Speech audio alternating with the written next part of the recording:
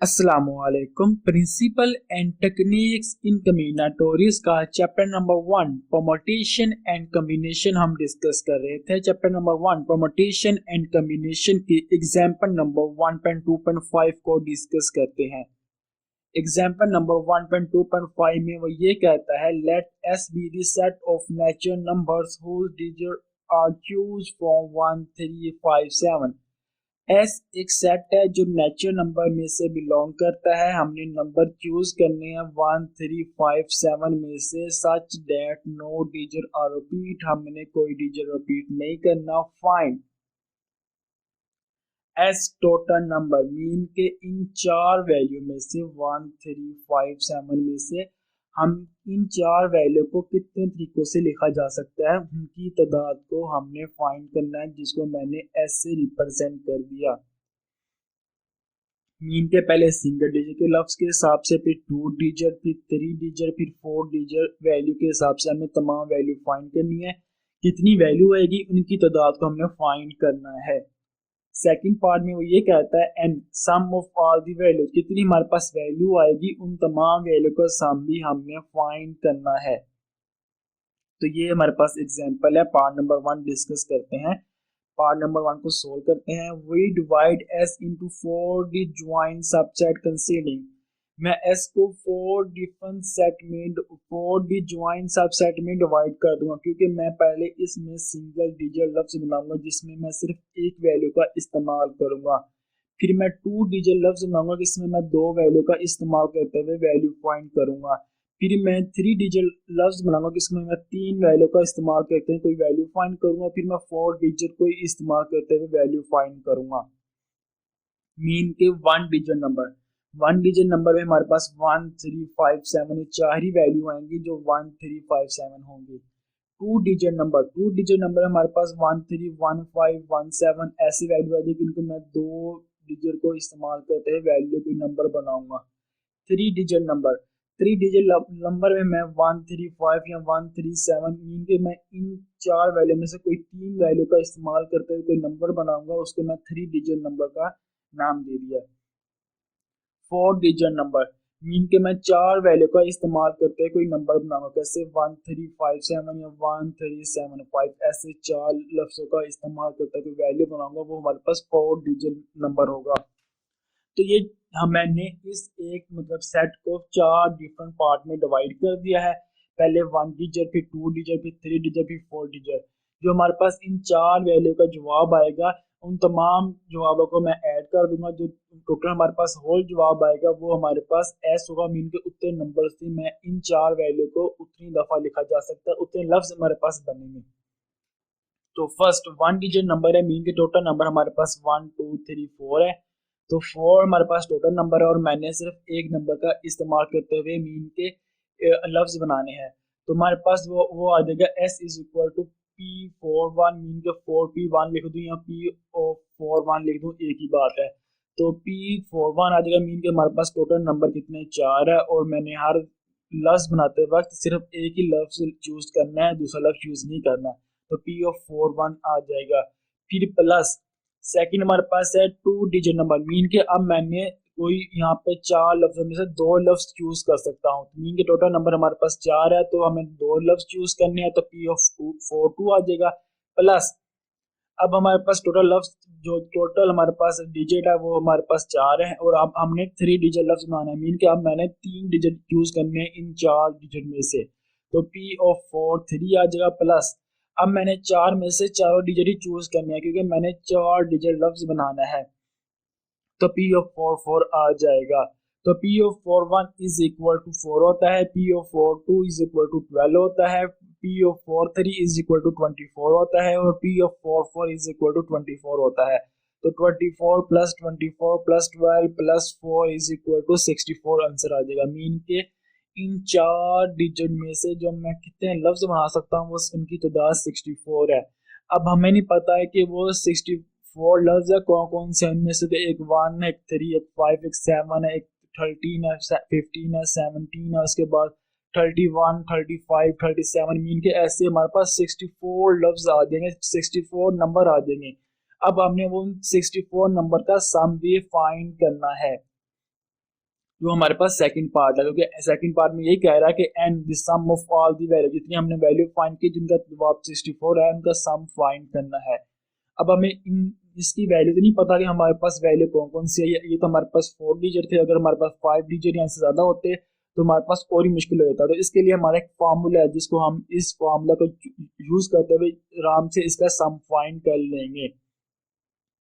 The sum of all the value, sum find करने का, तमाम वैल्यू का सम फाइंड करने का जो फार्मूला है, यहाँ पे सॉरी मैंने n लिखना था क्योंकि मैंने n फाइंड करना है। n इज इक्वल टू या s is equal to, s से मैंने सम को रिप्रेजेंट कर दिया, sum is equal to 1 multiply by a, mean के 1 multiply by a plus 10 multiply by b plus 100 multiply by c plus 1000 multiply by d into 1 plus 3 plus 5 plus 7। अब इसमें से a b c d क्या है इसको मैं बताता हूँ आपको। देखो स्टूडेंट, यहाँ पे ना हमारे पास जो लफ्ज है, जो डिजिट है वो 1 2 3 4 है। तब 4 डिजिट है तो हमारे पास पहले ए आ जाएगा 1 के साथ, मल्टीप्लाई होगा बी 10 के साथ, सी 100 के साथ एंड डी 1000 के साथ। अगर इसमें सिर्फ 3 डिजिट होते मीन के 1 3 5 होता तो हम क्या करते 1 ए 10 100 एंड 100 सी, सही है। 1 multiply by A plus 10 multiply by B plus 100 multiply by C. फिर इसमें हमारे पास जो डी वाली है वो नहीं होती और इसमें हमारे पास 7 नहीं होता लफ्ज एक, सही है। तो हमारे पास अगर कितने यहाँ पे लफ्ज होंगे, हमारे पास 1 2 3 4 है तो ठीक है, अगर 5 है तो इसमें एक और ऐड हो जाएगा प्लस 10,000 ई भी ऐड हो जाएगा, सही है।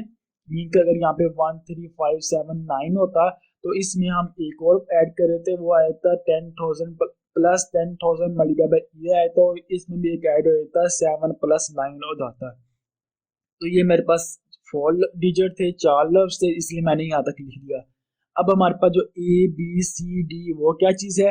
अब हमारे पास जो ए है, टोटल हमारे पास कितने डिजिट है 1 2 3 4 है। 3 में से मैं एक माइनस करूंगा तो हमारे पास 3 बच जाएंगे। तो अब मैंने पी ऑफ 3 0 से लेकर पी ऑफ 3 3 तक तमाम परमुटेशन फाइंड कर लेनी है। मीन के कितने यहाँ पे डिजिट होंगे उस डिजिट में से एक हम माइनस कर देंगे। अगर यहाँ पे 5 है तो 5 में से एक माइनस कर देंगे, 4 आ जाएगा। तो फिर हम पी ऑफ 4 0 से लेकर पी ऑफ 4 4 तक फाइंड करेंगे।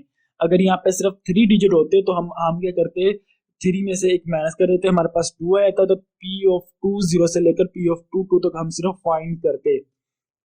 तो अब मेरे पास इस एग्जांपल में 4 डिजिट है तो पी ऑफ 3 0 से लेकर 3 3 तक मैं फाइंड करूंगा। तो पी ऑफ मेरे पास जो ए आ जाएगा A is equal to P of 3 0 P of 3 1 P of 3 2 P of 3 3। अब हमारे पास जो बी है जो 10 के साथ मल्टीप्लाई हो जाएगा हो रहा है वो हमारे पास इक्वल टू आ जाएगा। हर अगली वैल्यू के लिए हम जो पहला होगा पहला पी ऑफ पहली परमुटेशन होगी वो हटा देंगे। मीन के इसमें पी ऑफ 0 3 नहीं होगा, इसमें पी ऑफ 3 1 बी में पी ऑफ 3 1 पी ऑफ 3 2 और पी ऑफ 3 3 हो जाएगा।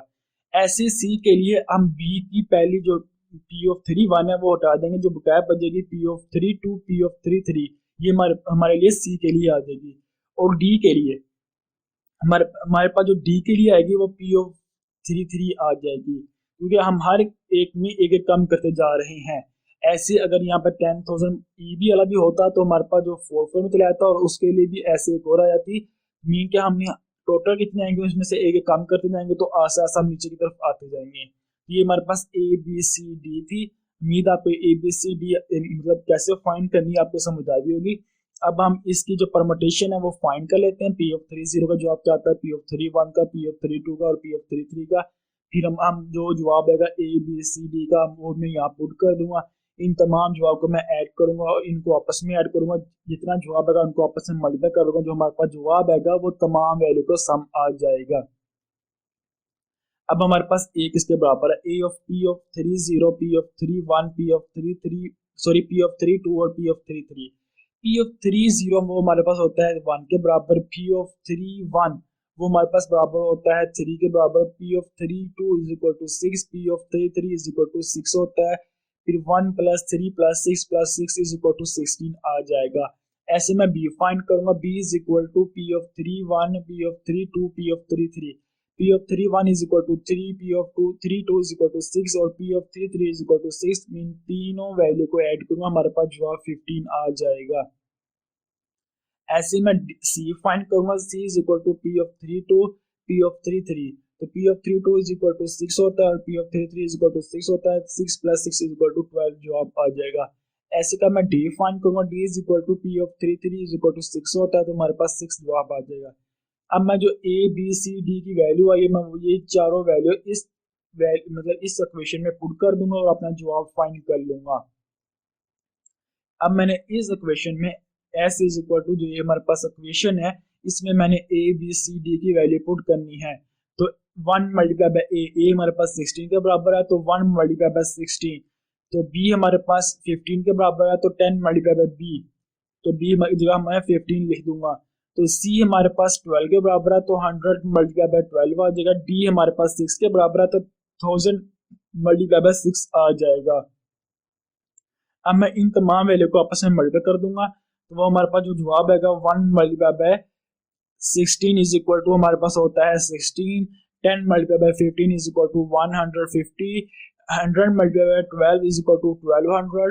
6 multiply by 1000 is equal to 6000 होता है। तो multiply by 1 plus 3 plus 5 plus 7 is equal to 16 होता है। अब मैं इन तमाम वैल्यू को आपस में ऐड कर लूंगा, तो 16 plus 150 plus 1200 plus 6000 is equal to हमारे पास 7366 मल्टीप्लाई बाय 16 वैसे आ जाएगा। 7366 मल्टीप्लाई बाय 16 करूंगा तो हमारे पास जवाब आ जाएगा 117856। ये हमारे पास जो जवाब है 117856, ये वो जवाब है जो हमारे पास n है। मीन के तमाम वैल्यू जो सम आ रहा है वो आ रहा है 117856। मीन के हमने नंबर नहीं फाइंड किया, हमें नहीं पता कौन कौन से नंबर हैं जिनकी तादाद 64 थी, हमने उनका शॉर्टकट तरीके से इसका जो सम आया वो हमने फाइंड कर लिया है। तो उम्मीद है आपको ये एग्जांपल समझ आएगी होगी। इंशाल्लाह नेक्स्ट वीडियो में आपके साथ मुलाकात होगी, तब तक अल्लाह हाफिज।